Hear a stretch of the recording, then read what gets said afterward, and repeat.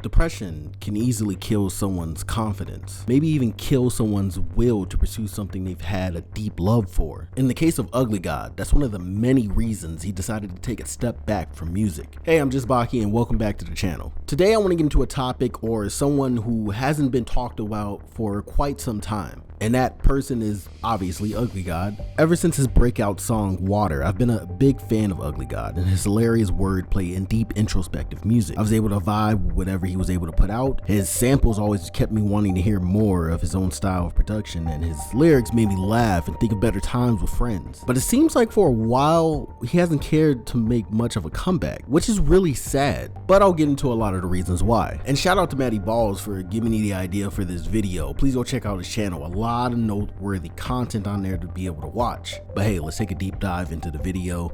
Let's get started and talk more about Ugly God and his depression.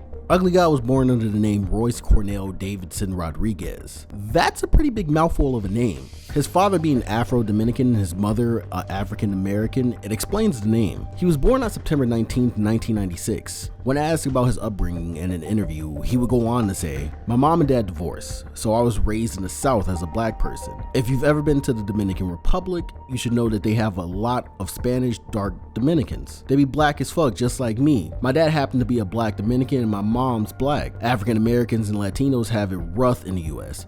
I'm both, so I guess I'm double rough." He grew up learning to speak both Spanish and English, which is kind of making me ask the question, why do we not get a fully Spanish song from him? Am I just forgetting wrong? But I don't remember that ever happening or him ever really even mentioning that until I'm making this video now. It just would have been great in my opinion, but let's get back to the subject at hand. Where was he born? Well, it's kind of hard to tell. Unlike most people that grew up in their hometown, Ugly God doesn't really have a place that he can call home. Growing up, he moved around a lot in his youth. He moved around to states like Indiana, Louisiana, later on to Texas. Bro, I moved around my whole life, bro. Like, I was born in Indiana, lived there for like a couple fucking months. Then moved to Mississippi for like 2 or 3 years. Then moved to Cleveland, Ohio for a couple years. Moved to Houston, Texas for like 4 or 5 years. And I moved to Louisiana for 2 years. He stated that Texas was the place he stayed the longest, and if there was anywhere he could call home, it was most likely Mississippi. He made the most friends there and was able to find himself at that point in his adolescent years in Mississippi, until he would eventually again move to another area. He didn't have the greatest social structure, but was able to maintain relationships with friends even though he was moving around so much. I mean, what was that like being a kid and, you know, being stripped from my friends? Yeah, exactly. That was fucked up.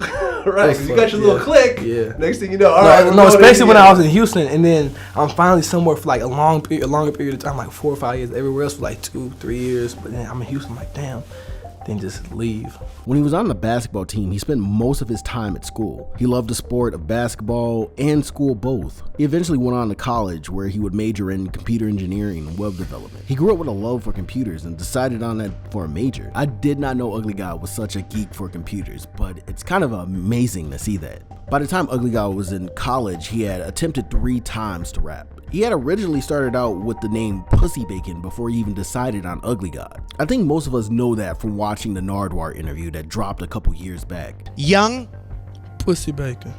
Hermit Crab. Wait, hold up. How you know that? Young Hermit Crab. How you know about that? My rap name, oh my gosh. I was Young Hermit Crab for a week. He created the name prior to college and high school in either the 7th or 8th grade.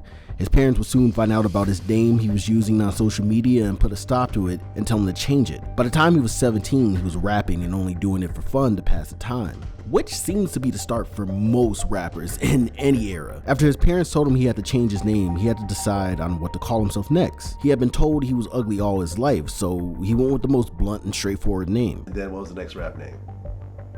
Ugly God. Ugly God. Ugly God. Okay, so why Ugly God? I'll call ugly my whole fucking life. The first time he tried his hand at rap, it was when he dropped the song I Beat My Meat. His AAU coach at the time found out he uploaded the track and told him to take it down. Later, when he was back in school for his regular semester in high school, he would re-upload the song and be told by his high school basketball coach to take it down. Can you believe it? He had 2 coaches try to stop him from starting his rap career. That's gotta suck a lot for Pussy Bacon. I don't know how many times I can say that name name during this video. It's such a wild name, Pussy Bacon. Sounds like some really weird sexual euphemism. I don't know. Time would go on again, and Ugly God would be in college still playing basketball, but on his college team. He re-uploaded Beat My Meat again, and it had been up ever since that. Third time's the charm, I guess. On July 27th of 2015, he had released Beat My Meat and had garnered 33 million listens. After that, he was starting to see more growth on SoundCloud.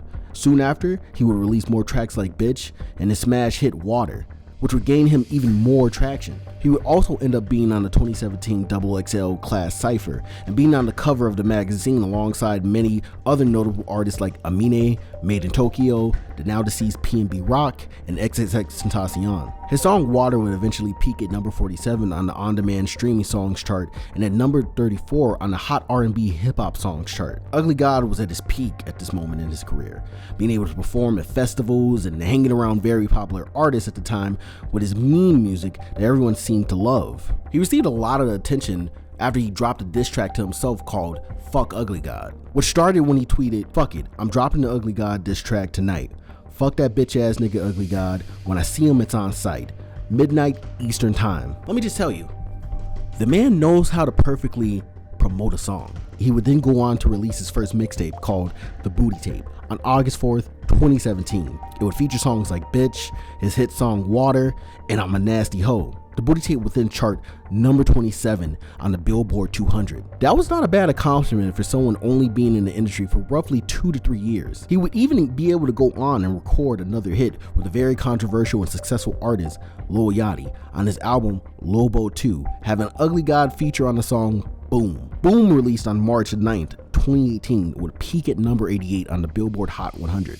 After that, he would go on to release an EP later that summer called Just a Little Something Before the Album. Now, I specifically remember that EP dropping. It came out of nowhere to me, and I had not listened to Ugly God for a while at that point. So hearing something new from Ugly God at that time was kinda amazing. The EP released on April 23rd, 2018, and consisted of 4 tracks: Leave a Tip, We Want All the Smoke, Bitch Where My Hug At, and Tropics. I really love this EP. It displayed more of Ugly God's rapping ability, his skill in production, and still kept in his comedical humor within the music. It didn't feel like a clone of the Booty Tape or a rehashing of that sound, but was bringing in some fresh air and a different side of Ugly God we hadn't seen before. Once the EP dropped, he would tell fans the names of his next 2 projects to release, which were Bumps and Bruises and an EP titled 777. Bumps and Bruises released on August 9th, 2019, with very rare and unexpected features from the long-lost Wintertime, featuring on the song Tell Me How You Feel, and recently deceased Takeoff on the song Hold Up. It's way too many dead rappers I had to bring up in this video, and rest in peace to all of them. You all were great, you all were amazing, and I'm glad that you guys are somewhere in a better place. In the year 2018, before he would drop his last album, Bumps and Bruises, Ugly God started to go through a depression and didn't drop much music. He started to make very few posts and didn't seem to tweet as much as he used to. He titled his album Bumps and Bruises because of the struggles he had gone through the year before. Other than that, he had dropped multiple songs throughout the year and featured on a couple of songs in between, so it didn't seem like he was gone yet, but the consistency did not remain the same as the years prior to this. His album Bumps and Bruises was solid, but it only sold 14K the first week, and this is only 3 years after his hit song Water. This shouldn't be where his career should sink after he had been on the cover of XXL and collabing with some pretty top tier artists years before. In 2019, he would drop a song called Top Off and a collab tape with Rizzo. I don't know who the fuck that is, but if you guys can let me know, put me on.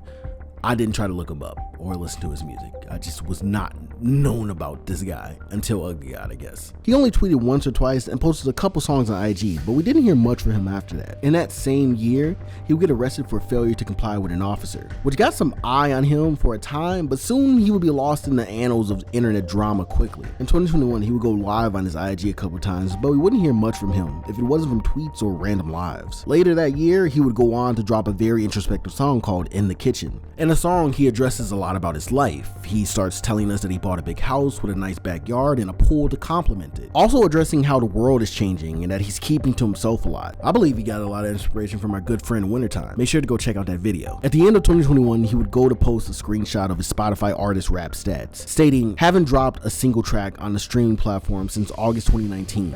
My supporters really be having my back.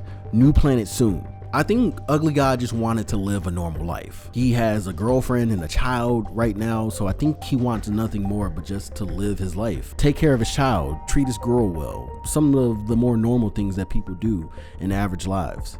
I can understand that and respect it at the same time. He also stated that he would want to drop, but is waiting for the best time because there have been better and more anticipated albums than his own. Been other more anticipated albums, bro. Trust me.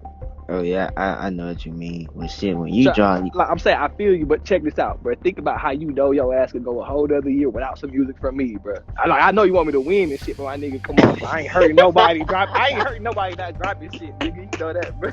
He feels like he's not hurting anyone by not dropping music and seems to understand where he stands in the music industry. He says he makes it hard for his fans to defend him because there is no way to defend his fall off when he knows it is of his own accord. Ugly God is very self-aware about his position in music and isn't delusional about where he is. He knew he wouldn't be hot forever and that most people would lose interest, but he never fell into clout chasing or doing antics to create some type of buzz for himself. I take my time doing my shit. Like, at least I'm not just fucking one of these delusional ass niggas like nigga, I know niggas don't be hot forever, nigga. Like, everybody ain't the hottest nigga forever, bro. Motherfucking just still doing the same shit or be chasing that same shit, bro. Like, you just become delusional as fuck and you just, I don't know, you start looking like you going out sad. Like, I know I ain't been consistent, my nigga, but I'm not going out sad, bro. Like, niggas be actually out here going out sad, bro, doing shit.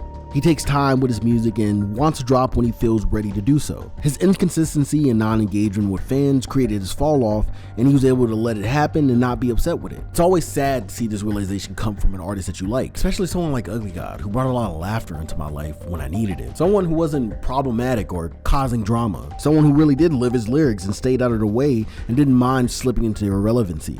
But at least we can remember Ugly God and his accomplishments. Maybe someday he'll come back with another project that'll make us laugh and remember our days when we had no responsibility. Maybe. But we don't know. And we probably never will.